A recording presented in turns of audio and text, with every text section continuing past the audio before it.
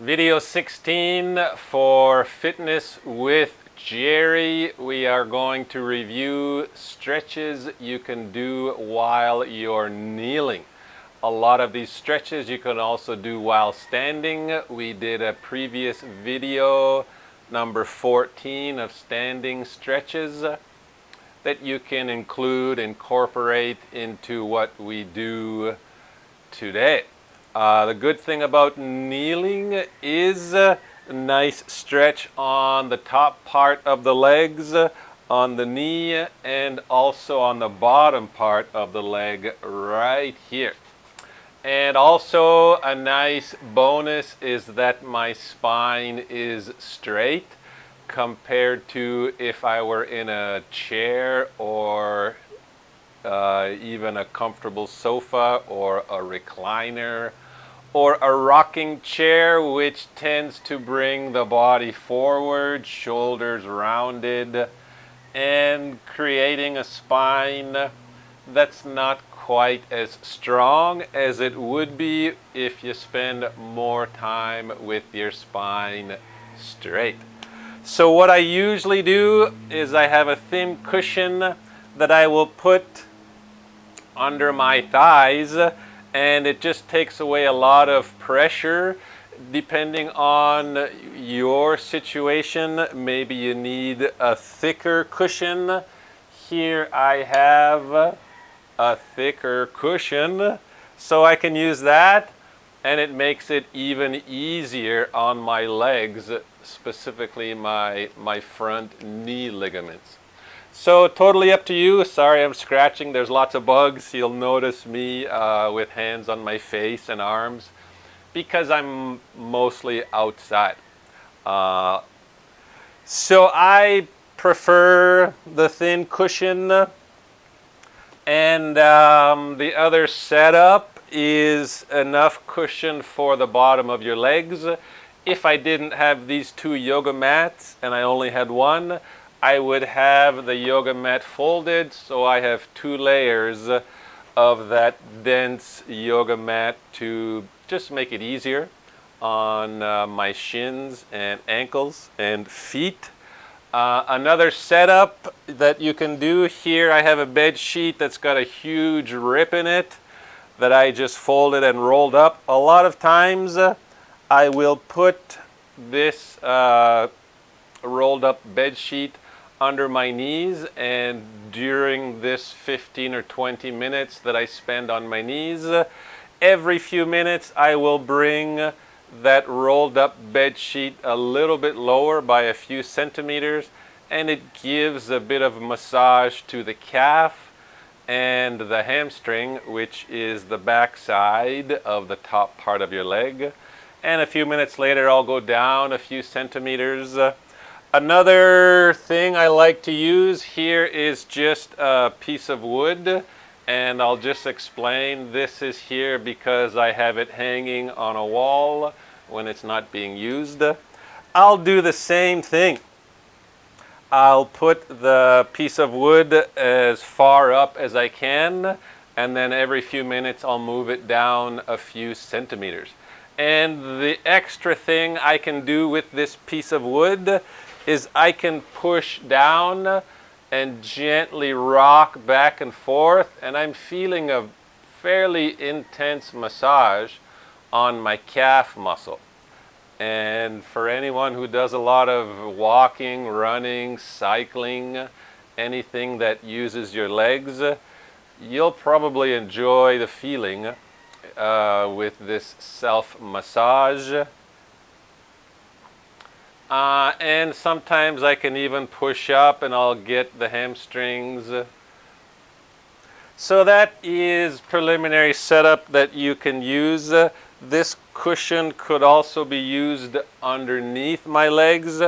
I also have this that some people have you could use to put on the ground. It's a nice thickness and it gives a good protection.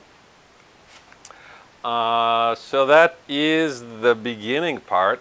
While you're in this position, you can also incorporate some hand, wrist, forearm elbow stretches. You can see my hands, the back of my hands are on the yoga mat. And I'm pushing each finger and the thumbs into the ground. And there are various positions you can experiment with. Here's another one. And here's another one. Really good for anyone who has stress in the wrist, fingers, arms, forearms, even the shoulder gets involved, and the bicep. For everyday life, video games, texting on your phone, or maybe you have a job typing. Lots of different lifestyle stuff that we do that has the hands and fingers closed. So it's a really good idea to stretch everything in an opposite way. And you can also put a little bit of weight on these positions by moving your hips away from kneeling and into what I call table position, with your hands underneath your shoulders and your knees underneath your hips. So just experiment holding each of these positions for 30 seconds or a minute as you feel is best for you on that moment that you're choosing to do these stretches. So let's go through this. I have a rope. I've made a bunch of these, very useful for stretching. If you want to make one for yourself, you start out with about 2 meter length of rope, and you'll have 3 ropes or 5 ropes depending on the thickness of the grip you want and the thickness of the rope. And you'll just braid, well, first of all, make a knot at one end and then braid those 3 or 5 ropes together. When you get to the end, you make another knot, and I secure the knot with a pair of pliers just to make sure it's going to stay and not become loose. So if you don't want to do the rope, you could use a towel, you could use a belt. Here sometimes I'll use this belt. It has a loop, so I call it a loop belt. But even a leather belt or whatever kind of belt you have, I'm not sure if I mentioned tie already, towel, a piece of hose, something that you can connect. And you'll see this rope, it's fairly long. For the stretch that we're going to show, I like to be a little bit closer, so I just rolled my hand once around the rope, making the rope a little bit shorter. And with every kind of stretching, it's a good idea to be relaxed with the breathing. One of the benefits of stretching is the relaxation aspect. With the elbows slightly bent, I'm going to bring my arms until they are roughly parallel to the ground, always keeping the elbows bent to protect the inside elbow joint. And now I'm getting a really nice opening up on the chest area, the shoulders, the upper ribs, and also the biceps. I can feel it into the forearms and the wrists. And I don't recommend you go any lower, because then you put your shoulder in a compromised position. Sorry, a mosquito. I'm going to move forward because the wall's too close. So I will stay here for at least 30 seconds, and then I will continue with the other stretches, and then I'll usually cycle through it twice. Another nice chest shoulder stretch is I have come closer now with the rope. Can you see? I don't think you can see. What if I move back? I'll move back for this one because I'm not going to go as far back. So here the arms are up, and I am just opening up by bringing my arms backwards. Staying with the breathing, a little bit of wind right now happening. And then another part of this set of stretches is going sideways to open up the ribs and give a nice sideways stretch for the spine. Very important to keep both arms pointing upwards. So number one, I protect the ribs on the right side by minimizing potential compaction and compression.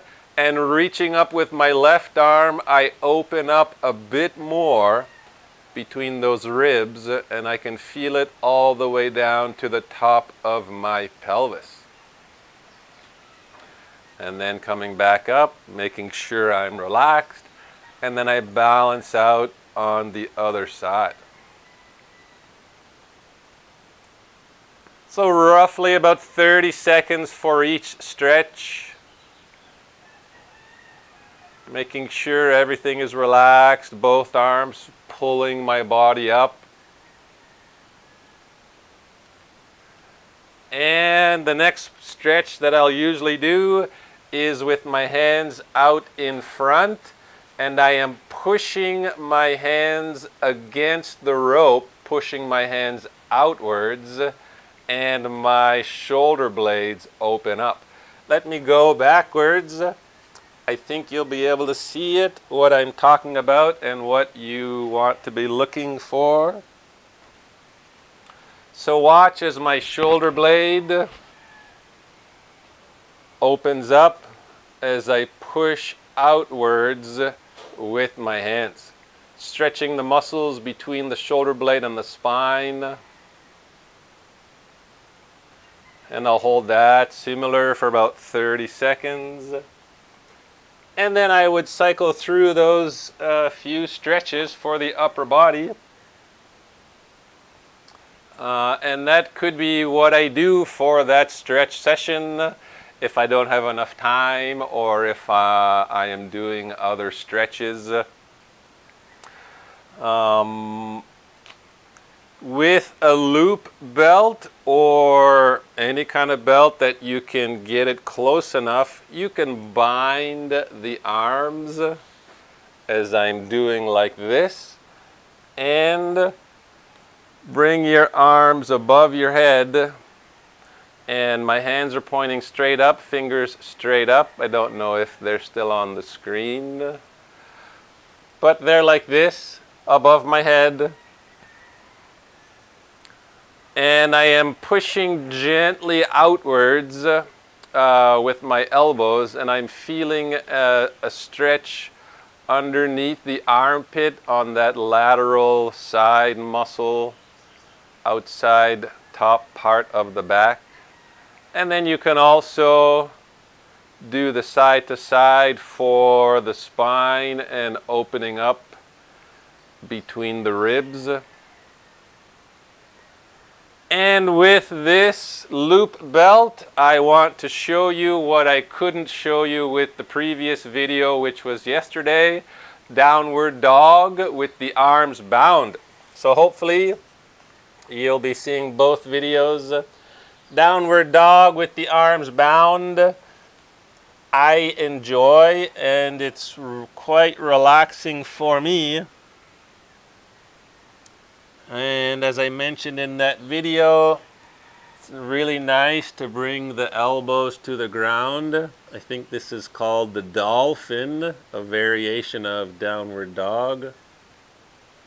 And I noticed also fairly recently, if I rotate my wrists so that my fingers are pointing towards each other, I get a really intense stretch on this part of the finger, which is perfect for the texting hand, for video games, and for whatever. If you're a cook also, lots of different jobs provide the hands to be closed and always forward. So really good to open up.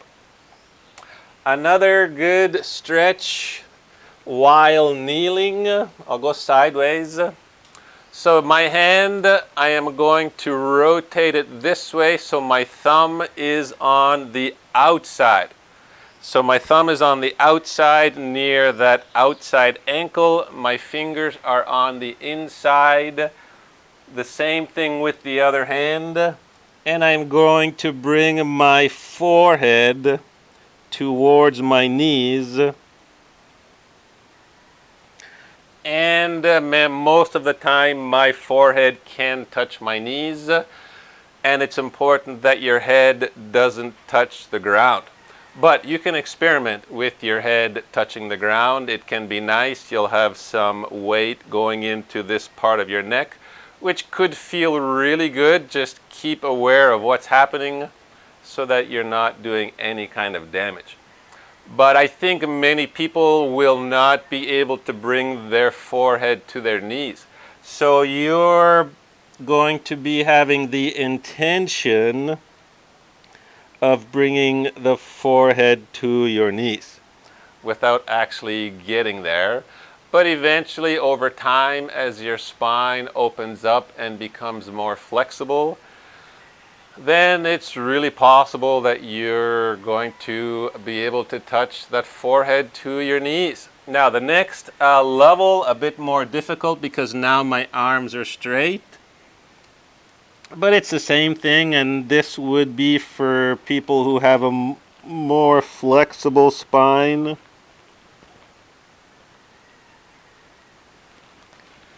And a lot of times I will feel opening up, especially in that bottom part of my spine. I'll just hear and feel little clicks telling me that something has opened. So another good possibility, also to mention, if you're going to spend a long time in this kneeling position, long time would be 20-25 minutes. I will also usually do a standing forward bend just to open up my knees, get a bit of blood flow, which just means, let me go sideways. So I would just raise up my hips and straighten my legs just for a few moments. Maybe do some of this hip up and down, bending one knee while the other leg is straight. If you're unable to reach hands to the ground, you could have some kind of stool, depending on what height you need, or a step, or a stair. And then I would go down back into kneeling position and continue. Here is another good one. I hope you can see. So I have, instead of having my foot, the top part of my foot flat, I have my toes on the floor. So here is a really nice opening up for the toes and also for this underside part of the foot. I can feel that thick tendon that connects from above the heel and into the toe. It's stretched, which means it's getting a nice opening on both sides. And I also try to make sure that that little toe is also in the stretch, so I'll always have to adjust it and lift it so that it's in line with the other toes. And then I can just stay here for a few moments, 30 seconds, a minute, feeling a nice opening up. And I think the final one will be just to raise up the hips and give yourself a bit of a back bend. So I am putting my hands on the lower part of my back. For some people, it's more comfortable with the fingers facing down. And using my hands to hold the weight of my upper body, I'm going to push my hands into that lower back, keep my abdominals active so I am protecting the vertebrae at the bottom of my spine, And pushing on the hands, I am also opening up my chest and shoulders.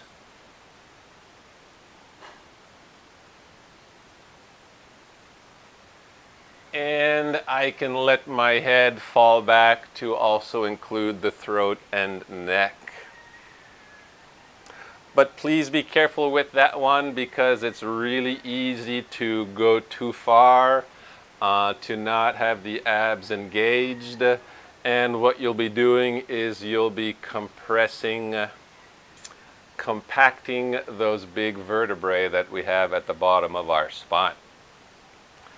And you can always do this one again after that back bend, because this will then again open up those big vertebrae at the bottom of your spine. So I think that's it for this session of kneeling. I may have forgotten some. I did. A lot of times when I'm kneeling, here I have a yoga block. I will put the block under my butt and it raises my hips up a little bit. Really comfortable position for me, especially if I put a pillow. I can be here for a long time and do other kinds of stretches. If I turn the yoga block so that it's this way, then my feet are farther apart, and pushing my knees together, I get a very gentle internal rotation of the hips, which I believe is always a good thing to help balance, because most of the time we have the hips rotated externally. So anytime you can balance those hips with internal rotation, which is this, I think it just helps provide more stability and more strength for the hip area. So great session, great videos, lots of stuff for you to try out. As always, be gentle and try as best as you can to stay in tune with your breathing. You can do this position 15-20 minutes a day, even while watching TV. Or maybe you can have your laptop here on a chair, just to give yourself some time away from having to be seated, because sitting in a chair is usually not the best position for your body. Anytime you can take a break away from the chair, it's beneficial, and it'll give you some new things to think about, some new information for your body. Thanks for watching. We'll see you next time.